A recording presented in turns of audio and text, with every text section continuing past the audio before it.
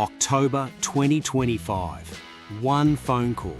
That's all it took to change the trajectory of a career hanging in the balance. Imagine the scene. You are standing at the gate, boarding pass in hand, ready to fly to Portugal for a European escape. But your mind isn't on the holiday. It's back in Melbourne. It's in Perth. It's in Sydney. Jai Serong had a choice that would define the next decade of his life.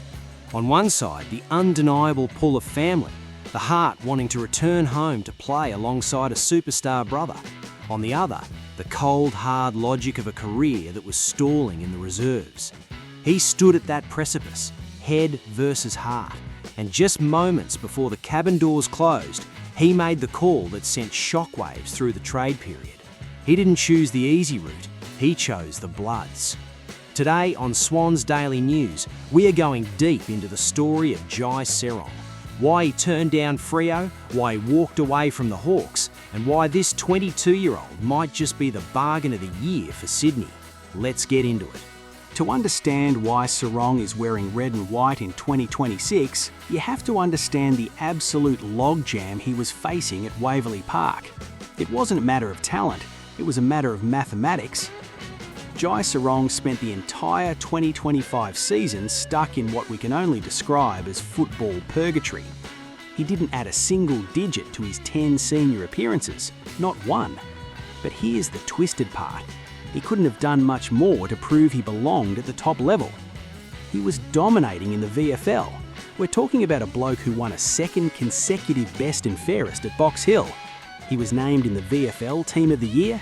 His stocks were rising every single weekend, yet the door to the AFL side remained firmly shut. Why? Look at the names ahead of him. The Hawks have assembled a defensive monster. You've got James Sicily, you've got Tom Barras, you've got Josh Battle. Then you throw in Josh Weddle and Jack Scrimshaw, who can play tall and small. It was a brick wall. Serong admitted the frustration was real. He told AFL.com.au that despite playing good footy, the opportunity simply wasn't there in the role he wanted to play. He was an emergency, a backup plan, living on the fringe. And for a young player with ambition, that is a dangerous place to be. He worked with Ed Barlow, the former Swan turned performance psychologist, just to handle the mental battle of performing week in, week out without the reward of senior selection. It was a grind. A tough, relentless grind. But it made him realise one thing. If he wanted to launch his career, he had to leave. By the time the season wrapped up, Serong wasn't just a fringe player, he was a target. His VFL dominance hadn't gone unnoticed. David Trotter, his manager from Hemisphere, was fielding calls left, right and centre. The Hawks wanted to keep him. List manager Mark McKenzie and Sam Mitchell were open to re-signing him, understanding his value as depth. North Melbourne put a 2-year contract on the table. But the real battle was always going to be between two cities, Perth and Sydney. During grand final week, Serong took a trip. He met with the heavy hitters at the Swans. We're talking Dean Cox, list manager Chris Keane and GM Leon Cameron. They toured the headquarters at Moore Park. They looked him in the eye and told him, "We want you." The Swans saw something specific, a 193-centimetre mobile intercepting defender, someone versatile, someone who could play tall, small and everything in between. They sold him on the culture, the success and most importantly, the opportunity to challenge for finals consistently. But then there was the pull from the West, and this is where the story gets complicated. We are coming up to the pivotal moment of the decision, but first, you have to understand the emotional weight of the offer from Fremantle. This wasn't just another club, this was family. The Dockers have known the Serong family since before Jai was even drafted. They've been visiting the family home in Warragul since they picked up his older brother Caleb back in 2019. And let's be honest, Caleb isn't just a player, he is a 3-time Doig medalist and a 3-time All-Australian. He is royalty in Perth. Fremantle came hard. Justin Longmuir met with Jai. The offer was there, come home, play with your brother, be a part of the family legacy. For most blokes, that emotional hook is impossible to ignore. Not many get the chance to run out onto the paddock alongside their flesh and blood in the big league. But Jai Serong isn't most blokes. It was the ultimate head-over-heart call. Serong admits it was a really tough decision. The connection to Freo was deep. But when he looked at the whiteboard, when he looked at the depth charts, something became crystal clear. The role at Sydney was defined. The pathway was visible. He told the media that while the connection with Caleb was strong, he felt the opportunity at the Swans was a lot clearer. And credit to Caleb Serong, he didn't guilt-trip him. He was non-judgmental. He stepped back and let Jai make the call for his own career, not for the family photo album. So, back to that moment at the airport. It's early October. He's about to board. He rings his agent, Trots. The decision is made. And moments before he steps onto that plane to Europe, his phone buzzes. It's Dean Cox. Coxie called to say he was super excited by the commitment to nominate Sydney, Serong said. He boarded that flight knowing his life had changed.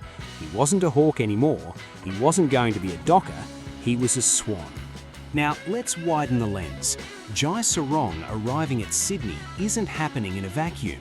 He is walking into a club that just executed one of the most aggressive trade periods in recent history.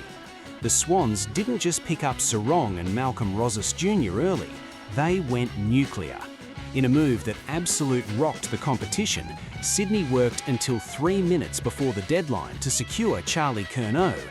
To get the dual Coleman medalist, they had to shed blood, trading Will Hayward and Ollie Florent to Carlton and giving up 3 first-round picks. Now, why does this matter for Serong? Because iron sharpens iron. Serong's job is to stop key forwards. Now, every single training session, he has to line up against Charlie Curnow. Serong said it himself. You want to test yourself against the best. I think Charlie is a huge get for the Swans. He's walking into an environment that is all in for a flag.